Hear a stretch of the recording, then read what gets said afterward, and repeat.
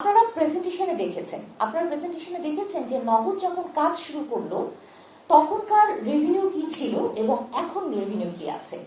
তার মধ্যে একটা বিষয় আপনারা নিশ্চয়ই খেয়াল করেছেন যে 2024-25 অর্থ বছরে কিন্তু আপনারা খেয়াল করবেন যে হঠাৎ করে যে ট্যাক্স এবং ভ্যাট যেটা নগদ গভর্নমেন্টকে দিচ্ছিল সেটা কিন্তু ডাবল ফিগার থেকে ট্রিপল ফিগার হয়ে গেছে, 140 কোটি হয়েছে এবং তারপরের বছর মানে 25-26 এটা কিন্তু আপনার 300 কোটিতে ছাড়িয়ে গেছে, মানে 280 কোটি টাকা হয়ে গেছে।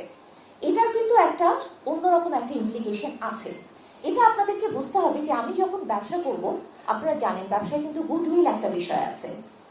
তার মানে আমরা যখন এখানে আপনারা দেখবেন যে নগদ যখন ব্যবসা করে, নগদ কিন্তু ব্যবহার করে ডাক অধিদপ্তরের লোগোটা।